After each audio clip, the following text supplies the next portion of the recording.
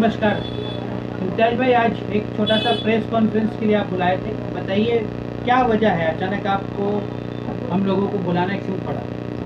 देखिए, आज प्रेस करने की ज़रूरत इसलिए आ पड़ी है। आज इस प्रेस कॉन्फ्रेंस में और भी मीडियाज़ आने की बात है और आप इस वक्त यहाँ पर हैं।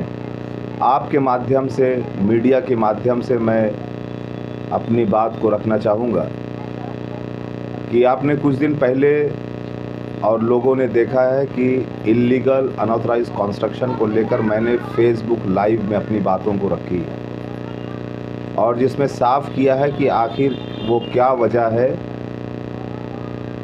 कि इल्लीगल अनऑथराइज्ड कंस्ट्रक्शन के ख़िलाफ़ आवाज़ बुलंद करने की ज़रूरत है।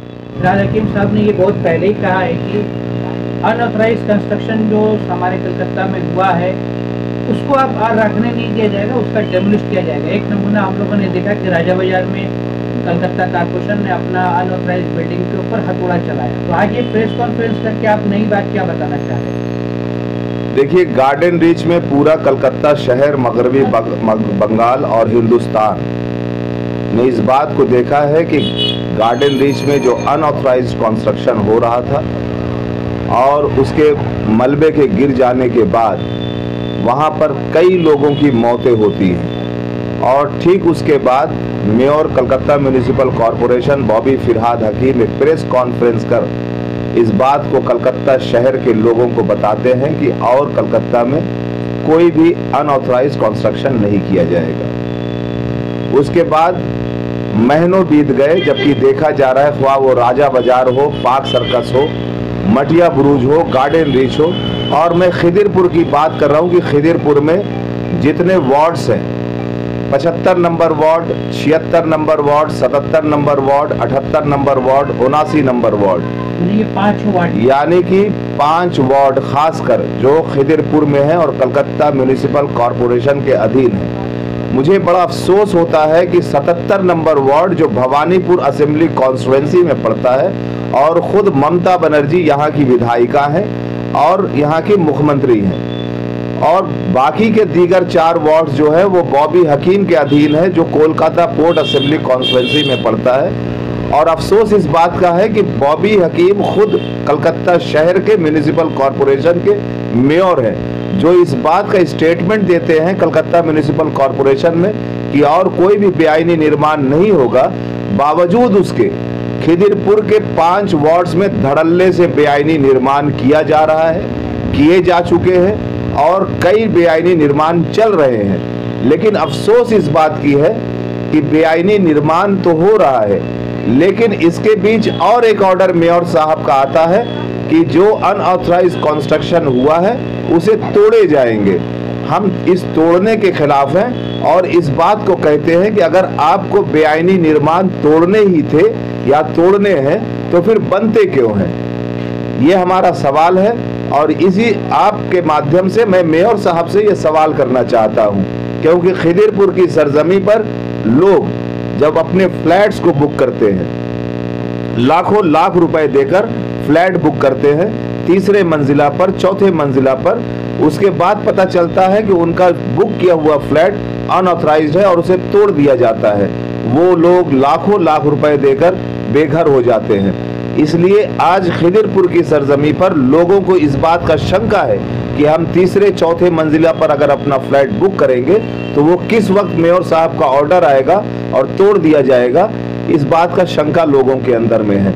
इसलिए हम अपनी तरफ से, अपनी पार्टी के तरफ से और खिदिरपुर की आवाम के तरफ से कहना चाहते हैं कि बेआईनी निर्माण बंद होना चाहिए।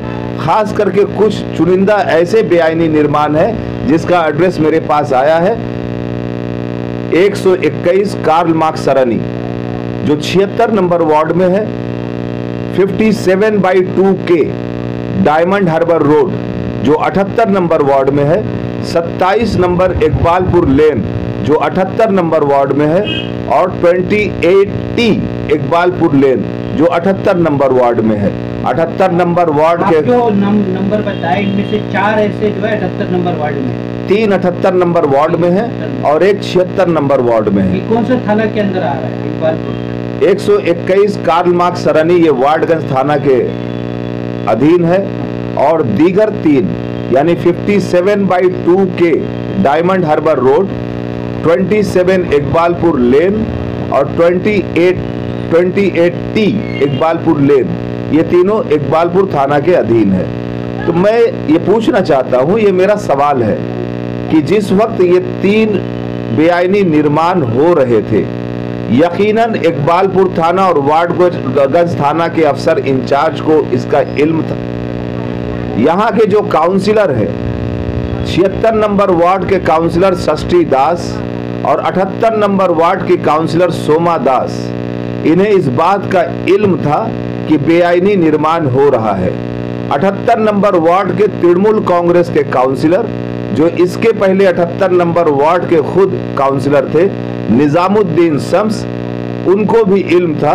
तो मैं मेयर साहब से पूछना चाहता हूं कि आप एक तरफ ऑर्डर पास करते हैं, एक तरफ डायरेक्शन देते हैं और इस बात को कहते हैं कि पुलिस की सबसे पहली जिम्मेदारी होगी, काउंसिलरों की जिम्मेदारी होगी, तो आखिर आपकी पुलिस और आपका काउंसिलर कहां था जब ये बेआईनी निर्माण चल रहे थे?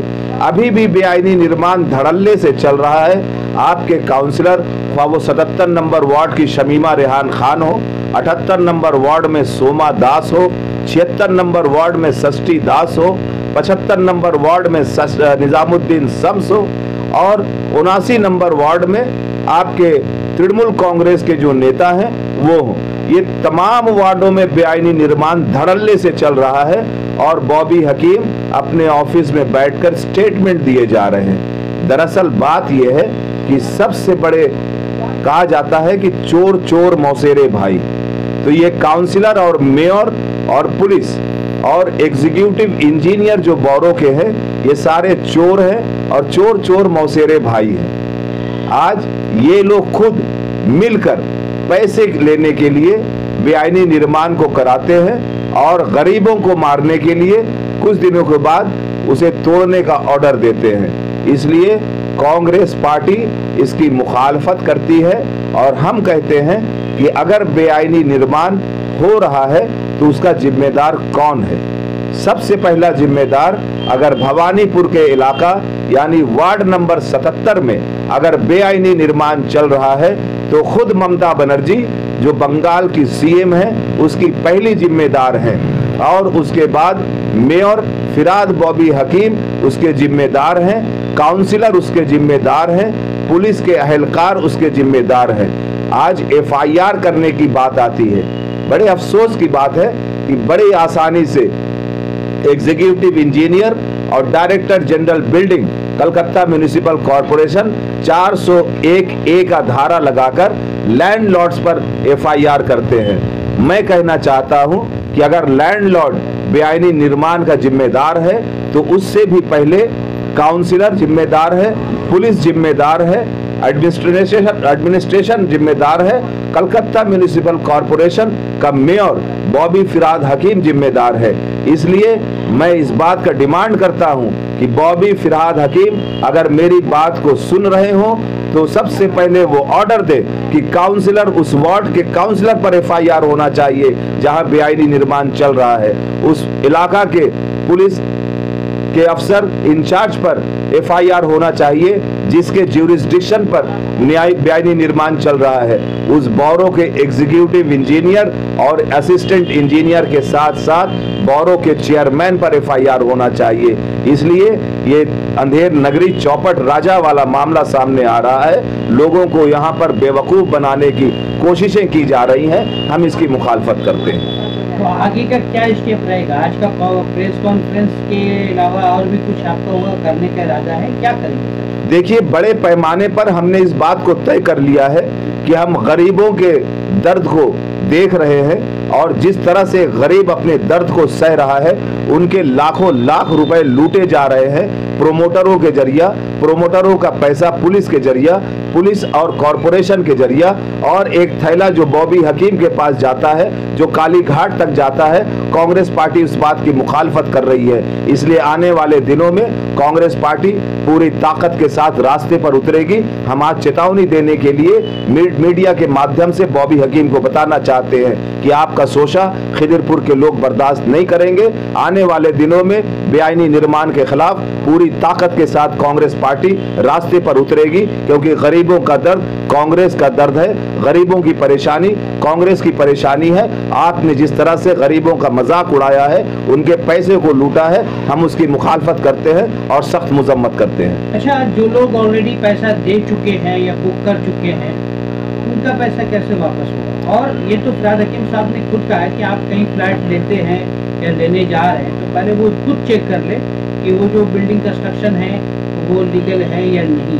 तो आज आप इस प्रेस कॉन्फ्रेंस के जरिए लोगों को क्या संदेश देंगे सर? देखिए, सोशल मीडिया के माध्यम से हम लोगों ने बाज़ाब्ता लोगों को बताया है कि आप जिस जगह भी, जिस निर्माण में, जिस बिल्डिंग में आप फ्लैट बुक करते हैं, सबसे पहले ये देखें कि वो सैंक्शन प्लान का बिल्डिंग है या नहीं। सैंक्शन प्लान का आप मुआयना करें और कितने स्टोरेड बिल्डिंग का प्लान उन्हें मिला है ये देखें। देखने के बाद तसफ़ी बख्श प्लान जब सामने रहे, उसके मुताबिक आप वहां पर फ्लैट बुक करें। अगर आपको लगता है कि बेआईनी निर्माण हो रहा है या फिर प्लान से हटकर डेविएशन किया जा रहा है, उस बिल्डिंग में हरगिज फ्लैट बुक न करें। हमने लोगों से इस बात की अपील की है। अच्छा, नहीं, एक चीज़ और भी है, बहुत इंपॉर्टेंट बात। ये तो प्लान सेंक्शन वगैरह जो आप जो कह रहे हैं वो ठीक बात है, लेकिन कंस्ट्रक्शन करने के टाइम में जो रॉ मटेरियल इस्तेमाल किया जा रहा है, एक आम आदमी, एक आम नागरिक, मान लीजिए आज ही हमको एक फ्लैट लेना है तो हम तो सैंक्शन प्लान देख लेंगे, लेकिन एक प्रमोटर क्या रॉ मटेरियल यूज़ कर रहा है और कैसे यूज़ कर रहा है, इसका पैमाना कैसे तय करेंगे? हमने वो सैंक्शन प्लान बिल्डिंग तो देख लिया, अब होने के बाद में पता चला जो रॉ मटेरियल यूज़ किया गया था उसकी वजह से ये बिल्डिंग क्लैप्स हो गया, टूट गया, नीचे गिर गया। जो कार्टन डिश में वगैरह में हुआ है वो खास करके इस तरह का, बेआईनी हो या आईनी हो, चाहे जो भी हो, इस मुद्दे में भी अभी तक किसी का कोई स्टेटमेंट नहीं आता। तो इसको कैसे रेक्टिफाई किया जाए या फिर इसकी जांच पड़ताल कैसे हो? देखिए, बोरो नंबर 15 जब गार्डन रेस्ट में बिल्डिंग कोलैप्स होता है तो बोरो नंबर 15 के एग्जीक्यूटिव इंजीनियर को वहां पर उसके खिलाफ एक्शन लिया जाता है। मेरा ये सवाल है कि अगर आप एग्जीक्यूटिव इंजीनियर के खिलाफ बोरो 15 में एक्शन लेते हैं तो वहां के काउंसलर के खिलाफ आपने एक्शन क्यों नहीं लिया? ठीक उसी के तर्ज पर उन तमाम वार्डों में, कोलकाता का कोई भी वार्ड हो, खिदिरपुर का कोई भी वार्ड हो, कोलकाता पोर्ट और भवानीपुर के अधीन कोई भी वार्ड हो, मामला एक है कि अगर रॉ मटेरियल इस्तेमाल होता है, इसकी पूरी जिम्मेदारी वो मटेरियल्स ठीक है या नहीं ठीक है, एलबीएस अपने रिपोर्ट में सबमिट करते हैं और उसकी देख रेख की जिम्मेदारी एग्जीक्यूटिव इंजीनियर की है। उसकी देख रेख की जिम्मेदारी director general building Calcutta municipal corporation की है। उसकी देख रेख की जिम्मेदारी इंजीनियर्स की है और खुद वहाँ के काउंसिलर की बनती है। और उसके बाद मेयर तक जो उसका शीट जाता है वो मेयर तक भी पहुँचता है।